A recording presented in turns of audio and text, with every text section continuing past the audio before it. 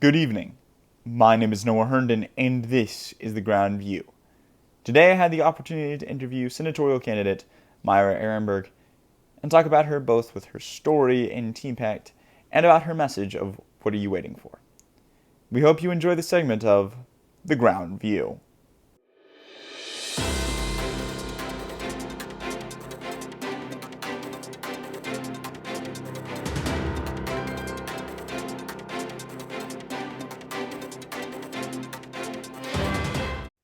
Well, good afternoon, Myra. Thank you so much for joining me on the Groundview today. How are you doing? I'm doing fantastic. How are you?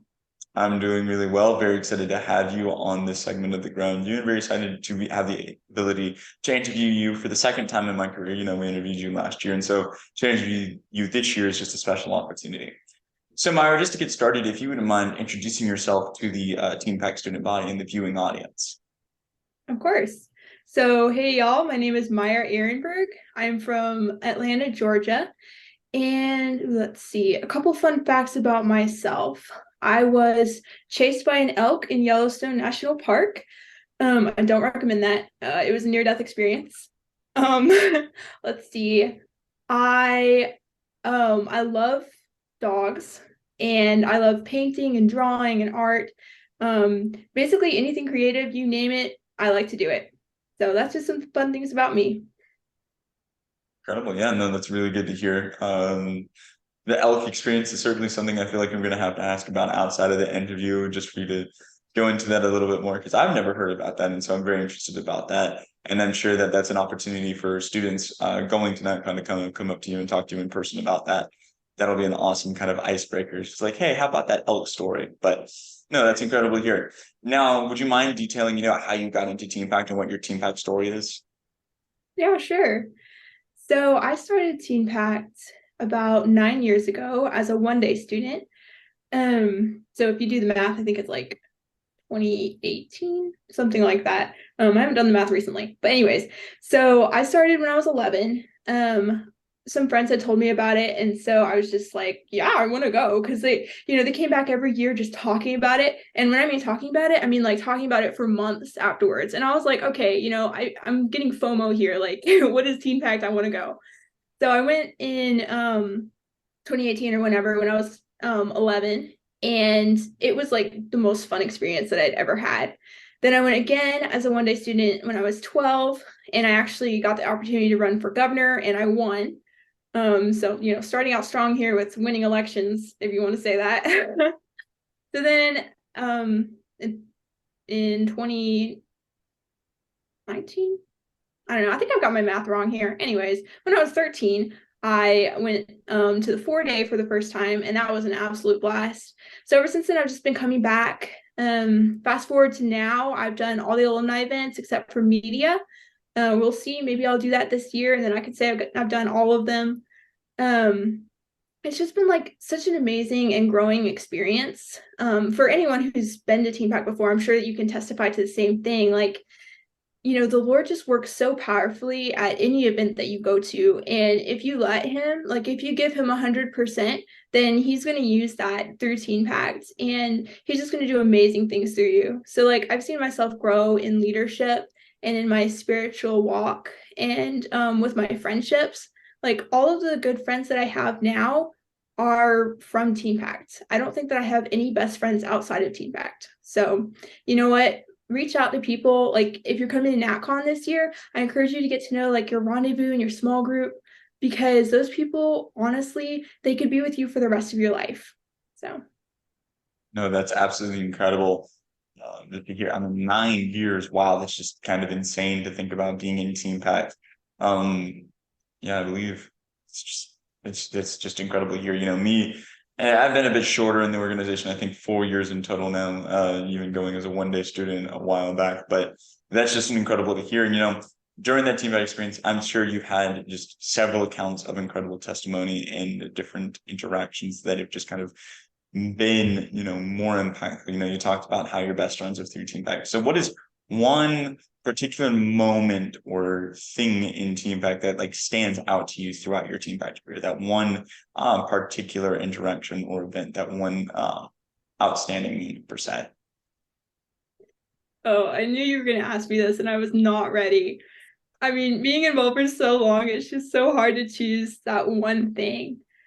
Um, but I'm just going to go with Congress 2019. And I think I said this on the interview last year too, but it was just such a special moment.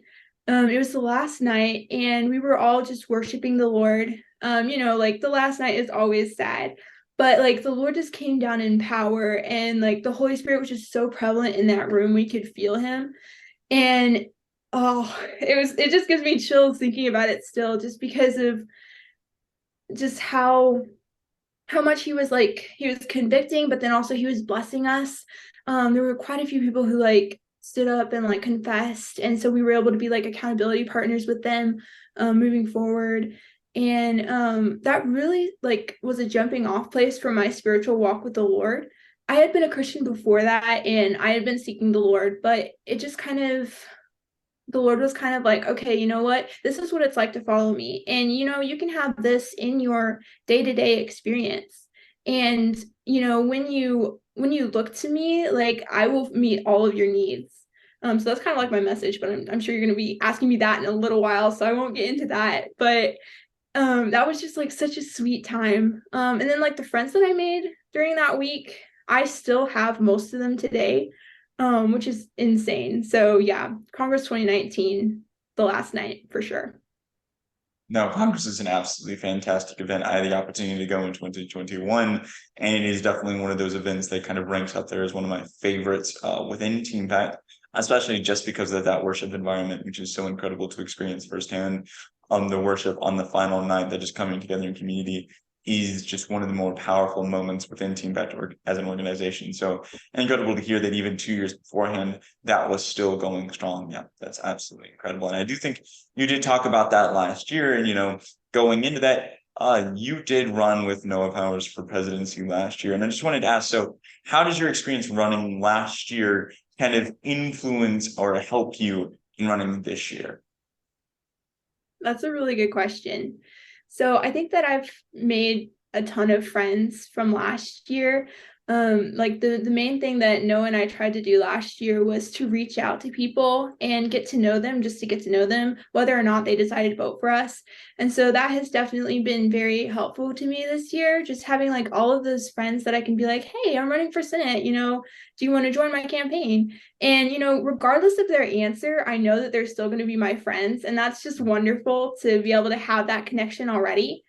So I know like I scored kind of high in the name recognition for the poll that the Groundview put out, but honestly, like that's just because I've made so many friends. And so, I'm just so thankful for all the friendships that I was able to make last year and all the friendships that I'm getting to make this year. So yeah, I guess that would be the biggest thing that helped me. But then at the same time, just like having the experience has been really helpful because like last year we described running as a roller coaster. The highs were high and the lows were low. This year it feels more like one of those like kiddie roller coasters, like for little kids. So there's still highs and there's still lows, but just because I've got so many friends who are here to support me, they seem to be less dramatic, if that makes sense. Mm. So that's like a really big blessing that I'm really glad I have.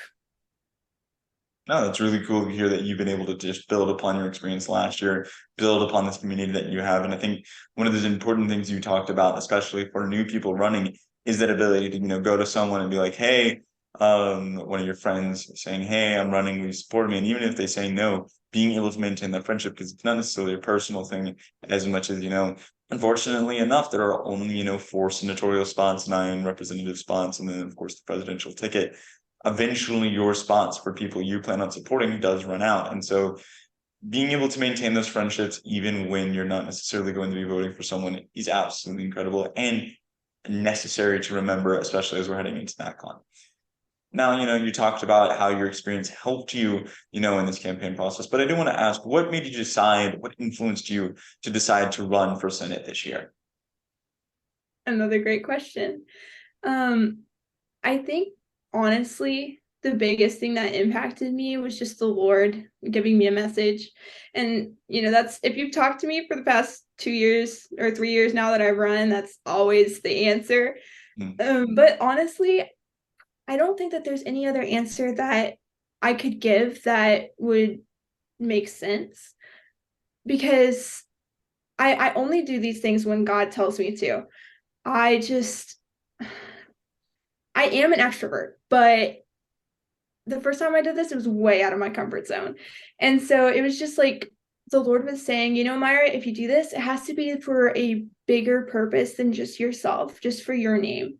And so if you say yes to this, then you're saying yes to me and to, the message that I have for you to share. So back in September, I think it was, he started laying this message on my heart and teaching me about it. And he's still teaching me about it, which is different from the other 2 years that I've run in the past. But it's been really, really good to just be able to go along this journey. And so as I've gone on this journey, I'm just like, well, you know what? Other people need to hear this. I'm 19 years old, just now learning this. Like, I wish I'd known this when I was 14. So the Lord was like, well, why don't you run? And I was like, oh, okay, what do I run for? And then he was like, well, Senate's the only position that you have not yet run for. I've run for chair, I've run for clerk, I've run for president or vice president and rep.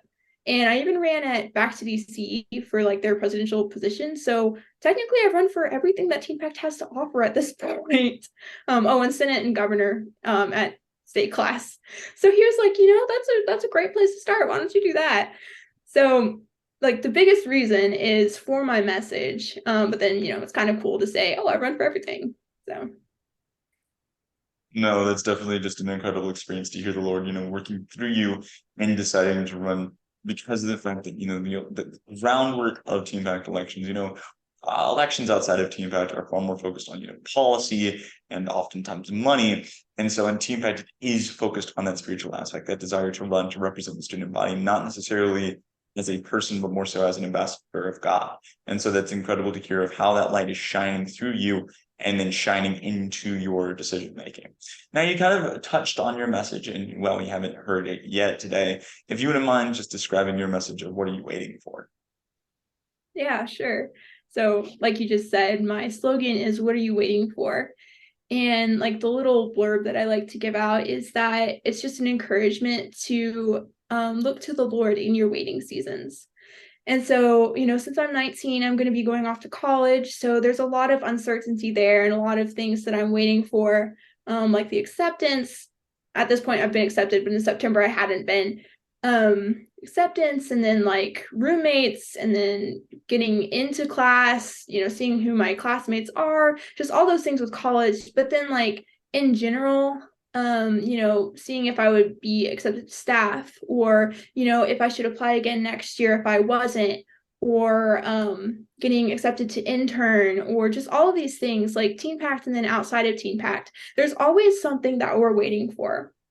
And so, like I said, I wish I had started learning this when I was 14, because there's always something to be waiting for. And so it's just really about your heart set in those moments when you're waiting. What are you going to be focusing on? Because since waiting is such a big part of our life, we can spend the majority of our lives in a waiting season. And so what are we going to spend that time doing with our thoughts and with our intentions? Are we going to be focusing on what's going on with that thing, like just obsessing over it until it consumes us?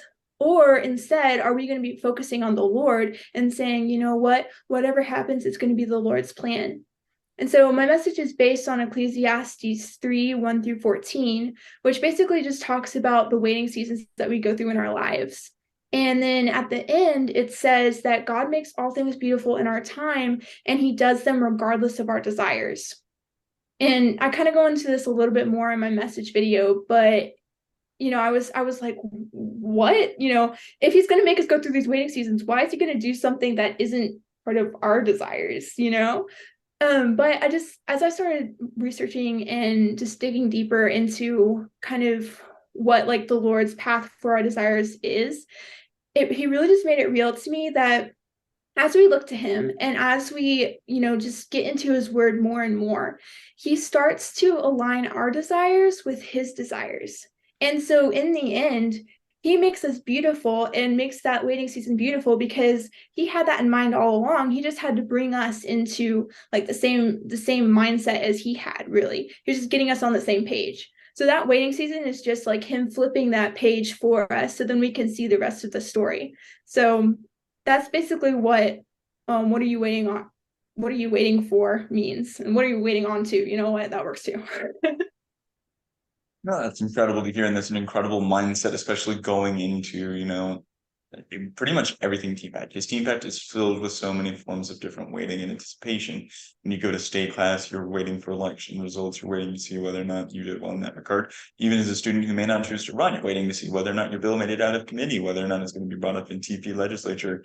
And then moving forward beyond state classes, of course, applying for staff, waiting to see what the result will be there, and so many other things. And then moving into life, so many times we're given opportunities that we have to wait for or that we pursue, thinking this is what God is leading us towards, and we wait for an answer. And sometimes that answer is no. Now, while that may be difficult to bear, I definitely think that the mindset that you are kind of putting out for people who are waiting is fantastic, of putting your mind more so in a way that is aligned with God rather than aligned with man, because that is just incredibly important to remember. No, I do want to ask, you talked about how it's applied to your own life, specifically in your interactions with Team Pet, but have you seen your message in any way kind of reveal itself through just your running experience this year? Oh, definitely. I mean, in my message video, I asked some of my campaign supporters to give me something that they were waiting on so that I could put that into the video. And it's just been so beautiful to be able to see, other people going through that same season as I am. And since I'm still walking through it, I think that this is a unique message to my other two. Just in that I can actually walk along with the people in the people. Yeah. I don't know what I was trying to say there. Anyways, I can walk along with others in learning this because I haven't gone on this journey all the way by myself. So there have been quite a few times where I've been able to connect with people because they're waiting on something and it's something hard and it's something that they don't know if it's going to turn out in a positive way, and it could end up devastating their entire lives. And I've just been able to go on that journey with them and support them and be like, you know what, I understand because I'm going through something similar, or because I've done this in the past, or just things like that. Like, we've been able to connect on that, and that's such a more beautiful and like deeper connection than any that you could make, like just with, hey, I'm running for Senate, why don't you join my campaign? So that's just been really, really beautiful to see, like the Lord giving me the opportunity to walk alongside other people and just, grow and deepen those friendships in Him and in what He's teaching me. And that's so important just to hear. Is one of the big things that we look at in candidates is whether or not their message actually applies to them, whether or not it's their um whether or not they are and whether or not they show integrity regarding their message in terms of reflecting those values within their own lives, within their own actions, because we don't want hypocritical messages. We don't want to be told one thing by candidates and then see them acting another way, or not allowing that to live in their own lives. And so to hear how just even in your own campaign, this has begun to live out in that experience is just really good to hear, especially moving into that con. Now, kind of shifting focus, one of the interesting things that you specifically experienced this year is while you're running for Senate, your sister, Samantha, is running for rep.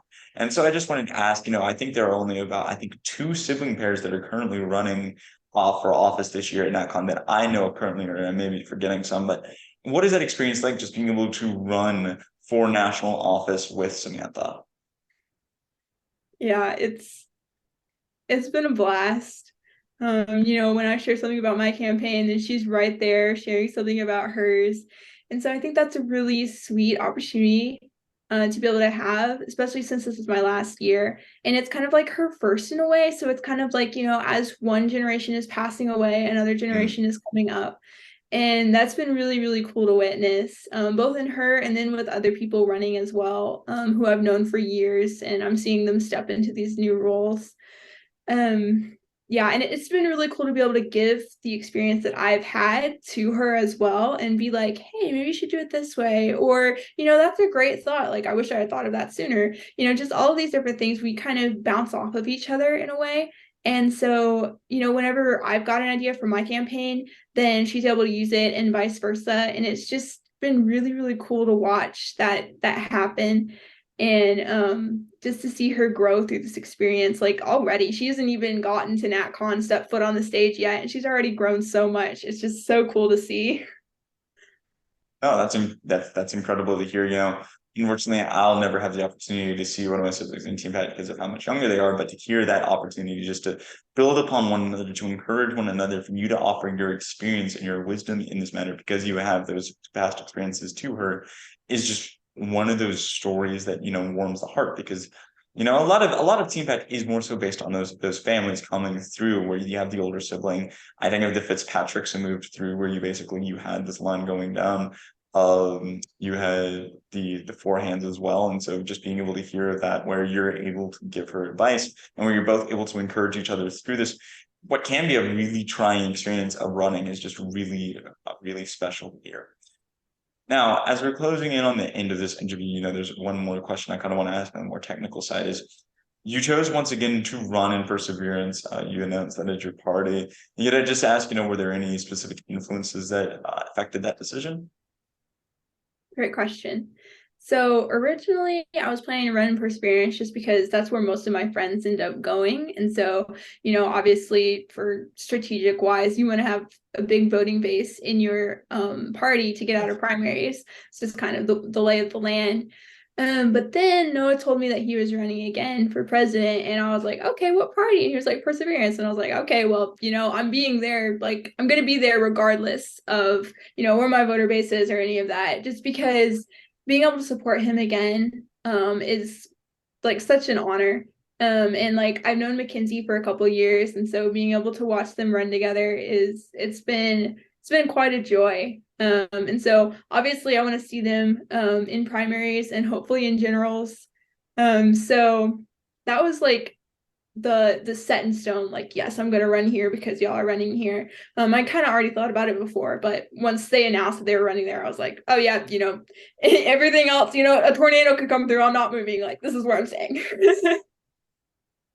Definitely. And Perseverance is going to be very interesting to watch from, a primary standpoint, just because, it's going to be a very competitive rep. We're still looking at Senate to see how it fully develops, mainly because a lot of senatorial candidates haven't fully announced their parties. And so we're still trying to gather, who all is going to be in each party. Though we do know that Daniel Nelson will be running in Perseverance. That's one of those big names. We won representative last year. We're very excited to see what happens there. And then for the presidential primary, it'll be 3 tickets, similar to Vision last year. And so we're just really excited to see that opportunity for multiple candidates to be able to shine in the Perseverance setting. Now, as we bring this interview to a close, I just wanted to offer you an opportunity. What is one last thing? It can be if anything that you so desire, whether it's regarding your campaign or your message. What is one last thing you would like to share with the Team Pack student body and the viewing audience? Yeah. So, I mean, honestly, I think that most candidates spend this time talking about their message again. But y'all can go look at my Instagram or my website and look at more of that there. But I just want to spend this time kind of talking about y'all. So I know in Team Pact, there's a lot of times when there's uncertainty. Like if you're applying to staff, or if you think, well, maybe I shouldn't apply, or as a senior you're like, should I go back one more year or should I just not? As maybe this is your first time in Teen Pact, you're like, should I go to alumni events? Should I even come back next year to state class? So obviously I would say seek the Lord on that for sure. But just from my experience in Teen Pact, it has grown me in so many ways. When you give 100%, it gives back like more than that. I mean, mathematically speaking, that's not possible, but it is possible, guys. It really is. And so, as much as you give to it, that's how much you're going to get back, and even more so. I can't stress that enough, guys. Like, use this time that you have, that the Lord has blessed you with in Teen Pact, to just grow and to mature as leaders, and then just spiritually, and then like socially, to reach out to other people, get to know people. If you're coming to NatCon, like please come and meet me. I would really love to get to know you and hopefully continue the friendship long after my time in Team Pact is over. Each one of you are definitely world changers. Like I don't even have to know you to know that.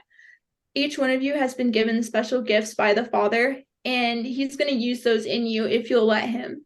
So just like in Team Pact, when you give 100%, give 100% to God too, and he's going to give you back even more. And so I know that each of you guys have special gifts and you have influence. Even if you don't get that position like staff or travel staff or intern or PD or any of that stuff in your time in Team Pact, you are still an influencer and you are going to change lives. Just where you are right now, look around and see how you can help other people. It doesn't have to be something like grand or big, or you don't have to have a title in order to help others. I think that's something that me as a student was able to learn really well, having been declined to staff twice. I didn't get the opportunities that I thought that I was, well, not necessarily entitled to, but stuff that I thought that I should have gotten. And so in that time of waiting, the Lord just helped me to see that I could serve other people. And sometimes your pain is what God uses the most to help someone else. There's a line in this song that I love that says, sometimes the more broke you are, the more the light gets through. So I just want to encourage y'all, you have influence, and I hope that you will use that for God, for his kingdom, and just use your time in Team Pact wisely and try to learn and grow as much as you can. Well, I really appreciate that final message to the Team Pact student body. I think it's one that's very important for them to keep in mind as you move forward, both for students and staffers alike. There are so many different things, there's so many different trials and things that we wonder about them. We have to trust the Lord. And going back to your message, that we wait on the Lord to shine, whether or not, I think one of my favorite examples is he's either going to open the door or he's going to close the door. If he opens the door, we are called to walk through. If we close the door, we don't try and fight our way against the door. We have to acknowledge that it's closed and move on with our lives. And I think that you inspiring that mindset in the Team Pact student body is incredible. It's very encouraging, and I'm very excited to see how that mindset continues to play out through the rest of this campaign. Well, Myra, thank you so much for coming onto the Groundview with me. It's been an absolute pleasure to interview you again after last year, and we're looking forward to seeing how your campaign continues to develop. Thank you so much for this opportunity. It was a lot of fun.